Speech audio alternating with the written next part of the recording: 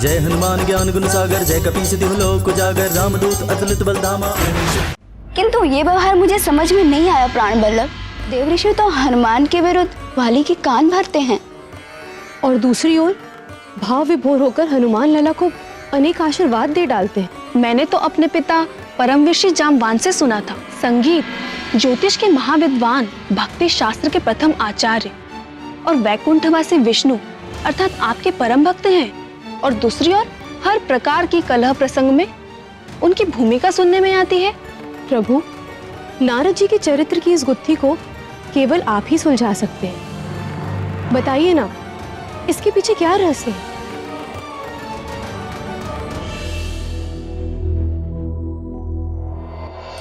श्रद्धेय नारद जी, सृष्टिकर्ता ब्रह्मा जी के 17 मानस पुत्रों में से एक है। ये 17 पुत्र मानसिक संकल्प मात्र से ब्रह्मा जी ने अपने शरीर के विभिन्न अंगों से उत्पन्न किए। भक्त नारद का जन्म ब्रह्मा जी की गोद से हुआ और उनके एक अन्य पुत्र दक्ष का जन्म ब्रह्मा जी के अंगूठे से हुआ। एक ही पिता की 2 संतानें, दक्ष और नारद। इन दोनों के बीच का मतभेद ही नारद जी की कलह प्रियता का कारण बन गया। नारायण नारायण हरे। पूर्व कर्मों के कारण नारद जी के मन में संसार के प्रति वैराग्य जागा हुआ था। अतः नारद जी ने गृहस्थ आश्रम को स्वीकार नहीं किया और वो वैरागी भक्त हो गए। प्रजापति दक्ष अपने पिता ब्रह्मा जी की आज्ञा मानकर गृहस्थ हो गए और सृष्टि का विस्तार करने में उनकी सहायता करने लगे। किंतु दक्ष को प्रजाओं की सृष्टि व पालन करते हुए अपने पद का झूठा अहंकार हो गया। आज मैं तुझे तेरे कर्मों का उचित दंड देता हूं। और वो हठी व क्रोधी हो गए। पुत्रों, तुम सबकी शिक्षा पूर्ण हो चुकी है। अब मेरी इच्छा है कि तुम सब विवाह कर लो और गृहस्थ हो जाओ और सृष्टि को फैलाने में मेरा सहयोग करो। हरि ओम तत्सत। किंतु पिताजी, हमारे बड़े भाइयों ने सन्यास का मार्ग चुना और हमारे मन में भी दुविधा है। दुविधा? कैसी दुविधा? पिता की आज्ञा मानना तुम्हारा परम धर्म है और उसी में तुम्हारा परम कल्याण भी, यही शास्त्र कहते हैं। हरि ओम तत्सत। किंतु तात नारद तो कहते हैं। उस कपटी का नाम भी मत लो।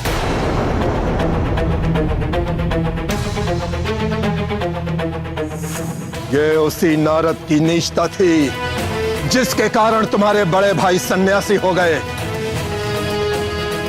उस दुष्ट नारद ने उनकी बुद्धि को भ्रष्ट कर दिया था। हे गोविंद, प्रजापति दक्ष के वे कौन से पुत्र थे जिनको नारद जी ने सन्यासी बना दिया? जब ब्रह्मा जी ने दक्ष को सृष्टि का विस्तार करने के लिए कहा तो दक्ष ने अपनी पत्नी वीरनी के गर्भ से हर्यश्व नामक 5 सहस्र पुत्रों को उत्पन्न किया। नारद जी ने उन्हें गृहस्थ आश्रम के विरुद्ध उपदेश देकर सन्यासी बना दिया। इस प्रसंग में भी नारद का कोई दोष नहीं था। उन दक्ष पुत्रों की बुद्धि गृहस्थ आश्रम में नहीं थी। अपने पूर्व कर्मों के कारण वो सन्यास के अधिकारी हो ही चुके थे। नारद ने केवल उन्हें प्रेरणा भर दी। तो प्रजापति दक्ष ने फिर क्या किया? देखो मेरे पुत्रों, मेरे पास क्या नहीं है। धन संपदा है, पशुधन है, राज्य है, हंसता खेलता परिवार है मेरा। संसार का हर सुख मुझे उपलब्ध है। क्यों? क्योंकि मैं गृहस्थ हूं। और गृहस्थाश्रम ही आत्म कल्याण का शास्त्र सम्मत मार्ग है। और तुम लोग भी गृहस्थ हो गए। ये मेरी इच्छा ही नहीं, मेरा आदेश भी है। हरिओम तत्सत। स्मरण रहे, अपने उस ढोंगी नारद से दूर ही रहना, उसके निकट भी मत जाना। यदि वो निकट आए तो तुम लोग उससे दूर चले जाना। यदि वो फिर भी बोले तो अपने कान ढक लेना। समझ गए ना?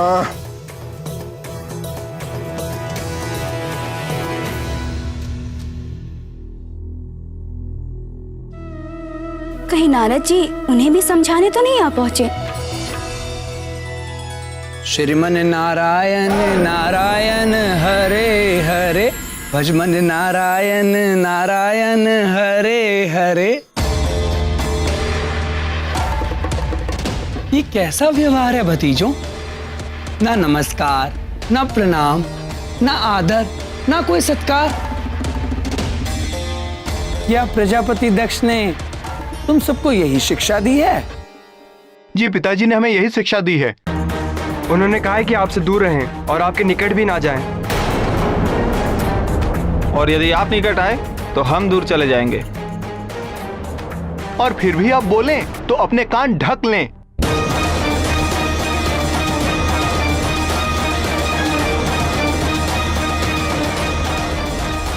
पिताश्री ने हमें बता दिया है, आत्म कल्याण का सच्चा मार्ग गृहस्थ धर्म ही है। हम गृहस्थ बनेंगे और सदैव सुखी रहेंगे। किंतु प्रजापति दक्ष भी तो गृहस्थ हैं। वे सदैव सुखी क्यों नहीं रह पाते? सोचो सोचो।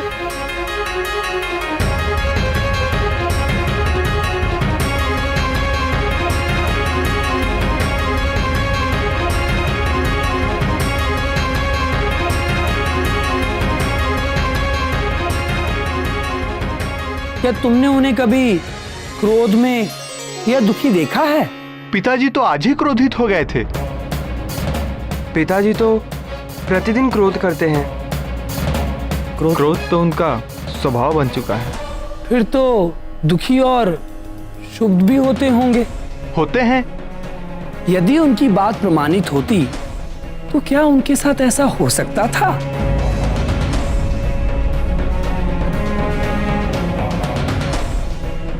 नहीं।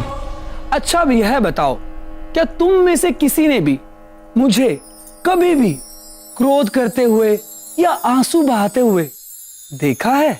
नहीं, आप तो सदैव प्रसन्न मुद्रा में ही रहते हैं। क्या मैं गृहस्थ हूं? नहीं। और सदैव सुखी रहते हैं।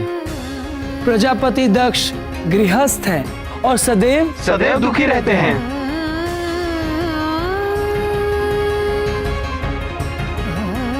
क्या रहस्य है तात? हमें भी समझाइए। वैराग्य, इच्छाओं से मुक्ति। इच्छाओं से मुक्त होते ही व्यक्ति के सारे दुख समाप्त हो जाते हैं। ऐसा नहीं कि वैवाहिक व्यक्ति सदैव दुखी ही रहेगा, पर साधारण मनुष्यों के लिए विवाह करना और सुख भी पाना बड़ा ही कठिन है। भगवान महादेव और जगदम्बा पार्वती का विवाह सफल है क्योंकि उनमें सांसारिक इच्छाएं नहीं हैं। उनसे उपजने वाले लोभ, मोह और क्रोध जैसे भाव नहीं हैं। उनके पवित्र आदर्श का जो दंपति पालन करते हैं वे सदैव सुखी रहते हैं, जैसे महर्षि अत्रि और सती अनसुईया। यदि तुम लोग स्वयं को उनके समान ज्ञानवान मानते हो तो कर लो विवाह। और यदि अभी तुम्हारे भीतर ज्ञान का पूरा प्रकाश नहीं हुआ है तो सावधान, सोच समझकर करना विवाह। अतः मेरे भतीजों, मैंने तुम्हें दोनों मार्गों का लाभ और हानि बतला दिया है। जिसको जो भाता है चुन ले और हरि भजन करे। श्रीमन नारायण नारायण हरे हरे, भजमन नारायण नारायण हरे हरे।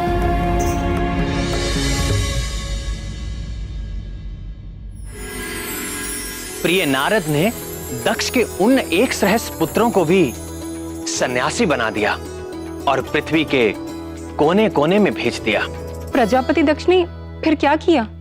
उनको तो बड़ा क्रोध आया होगा। आया, और उसी क्रोध के आवेश में उन्होंने नारद जी को श्राप दे डाला। अपने ही वंश बेल को काटने वाले वंश खाते ही आज मैं तुझे तेरे कर्मों का उचित दंड देता हूं। जिस प्रकार तूने मेरे पुत्रों को पृथ्वी के कोने कोने में भटकने के लिए भेज दिया है, उसी प्रकार तू भी सारे संसार में भटकता रहेगा, भटकता रहेगा, भटकता रहेगा। 2 घड़ी से अधिक तू कभी भी किसी स्थान पर नहीं टिक सकेगा और सारे ब्रह्मांड में तू कलह प्रिय के नाम से कुख्यात हो जाएगा, कुख्यात हो जाएगा, कुख्यात हो जाएगा। यदि श्रद्धेय नारद जी चाहते तो वो भी पलटकर दक्ष को श्राप दे सकते थे, किंतु अपने निर्मल संत स्वभाव के चलते उन्होंने दक्ष के श्राप को मेरी इच्छा मानकर चुपचाप स्वीकार कर लिया। और विडंबना यह है कि अपने इन्हीं श्रापों के कारण नारद जी सारे संसार में घूम घूम कर लोक कल्याण करते हैं और सर्वत्र सम्मानित होते हैं। किसी भी कर्म का चरित्र उसके परिणाम से उजागर होता है। नारद जी जो भी करते हैं उसका परिणाम सदैव लोक कल्याण ही होता है। नारद जी अपने समर्पण और भक्ति के कारण अनेक प्रकार की शक्तियों से संपन्न है। वे भूत व भविष्य की भी ज्ञाता है। नारद जी ये जानते थे कि हनुमान लल्ला पर कुछ प्रभाव न पड़ेगा और वाली के विष देने से हनुमान लल्ला का क्या गया, उल्टे हनुमान लल्ला को तो दिव्य कुंडल और प्राप्त हो गए। हे प्राणवल्लभ, हनुमान लल्ला इतने प्यारे क्यों हैं? मन करता है उन्हें गोद में उठाकर हृदय से लगाकर जी भरकर दुलार करूं। कुछ बालक होते ही ऐसे हैं जो हर देखने वाले का हृदय हर लेते हैं। बधाई हो महारानी जी, बधाई हो महाराज। देखो पुत्र, ये है दाई माँ।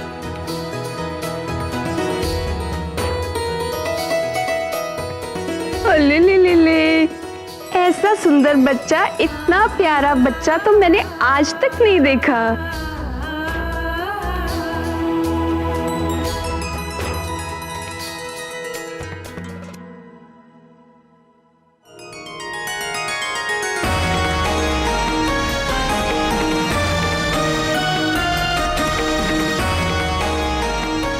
आज मैं बहुत प्रसन्न हूँ। हम चाहते हैं हमारी इस प्रसन्नता में सारा नगर सम्मिलित हो। सारे नगर को दीपमाला, पुष्पावली और तोरणों से सजाया जाए। मंदिरों और भवन की विशेष तौर से सज्जा की जाए। आगामी 1.25 मास तक प्रत्येक दिन उत्सव आयोजित किया जाए। कोई भी व्यक्ति भूखा, उदास और दुखी ना हो। प्रत्येक दिन राजभवन में सर्वसाधारण के लिए राजभोग की व्यवस्था की जाए। नाथ, मेरी एक इच्छा थी। आज्ञा प्राणेश्वरी। मैंने सुना है कि माता को गर्भकाल के वक्त जो व्यंजन पसंद आते हैं उनका संबंध शिशु से होता है, और गर्भ अवस्था में मुझे क्या अच्छा लगता था ये तो आप जानते ही हैं। खीर, खीर बहुत पसंद है हमारे लाल को।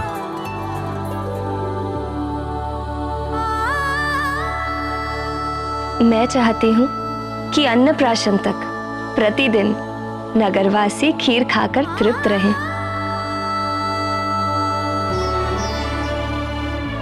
और यदि हमारे लाल ने तुम्हारी ही तरह भूख का प्रदर्शन किया तो अन्नप्राशन के पश्चात किसी और के खाने के लिए खीर बचा ही नहीं करेगी, क्योंकि सारी तो यही खा जाएगा। अरे देखिए कैसे मचलने लगा खीर का नाम सुनते ही। दूंगी दूंगी, तुम्हें भी खीर दूंगी, किंतु अन्नप्राशन के बाद।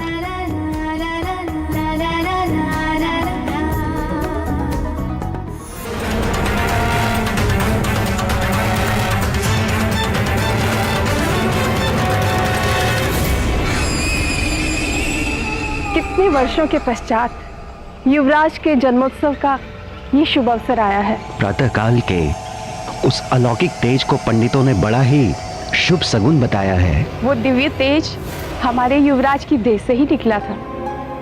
क्या? तब तो निश्चित ही किसी दिव्यात्मा ने अवतार लिया है हमारे युवराज के रूप में।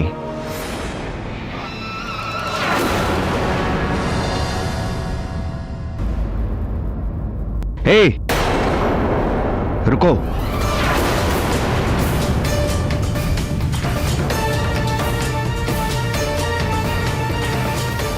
लो भाई, मुंह मीठा करो, खीर खा लो।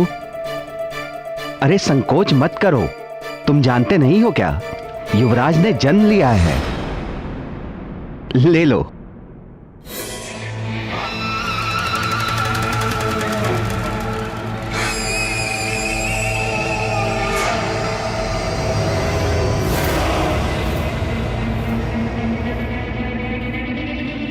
आइए देवी।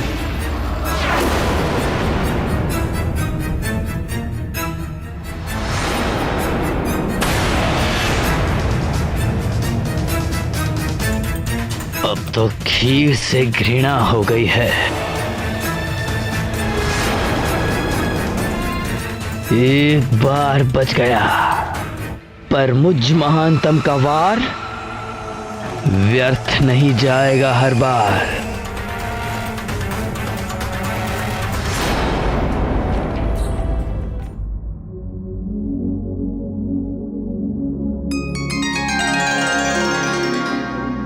आप क्या सोच रहे हैं आर्यपुत्र? मुझे लगा, क्या लगा? प्रातःकाल से आंजने मुझे कुछ भारी लगा। ऐसी बात ना कीजिए, शिशु को माता पिता की दृष्टि ही लग जाती है।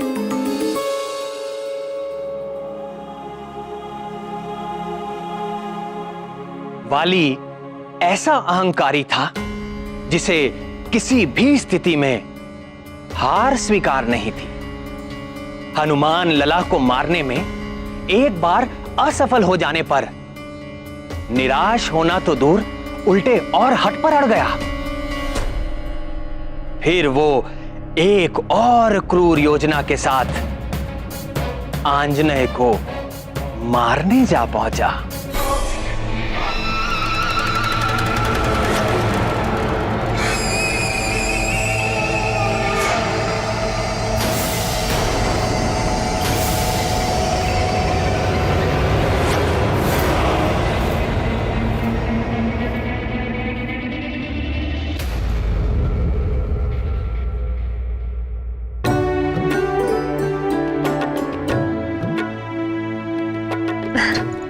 लाइए, केसरी नंदन को मुझे दे दीजिए।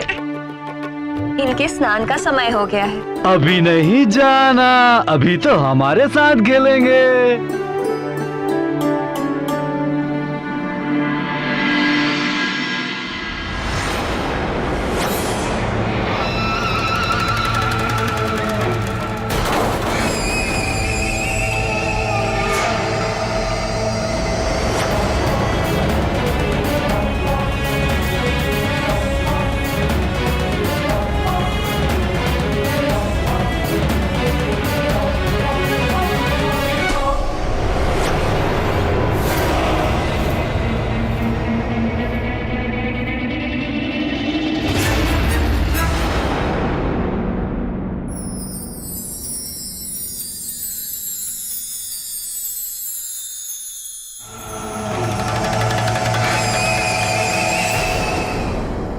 आज तो मेरे केसरी नंदन के स्वास्थ्य को उसके पिताजी ही दृष्टि लगा रहे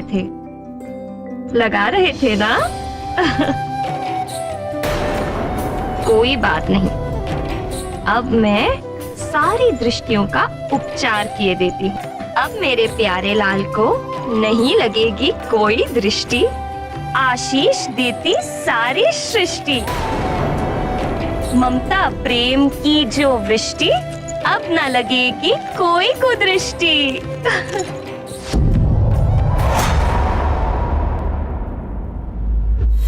मुझे देख रहा है, मुझ महानतम को ही देख रहा है तो सुन ले मरकट, मैं महानतम तेरा काल हूँ।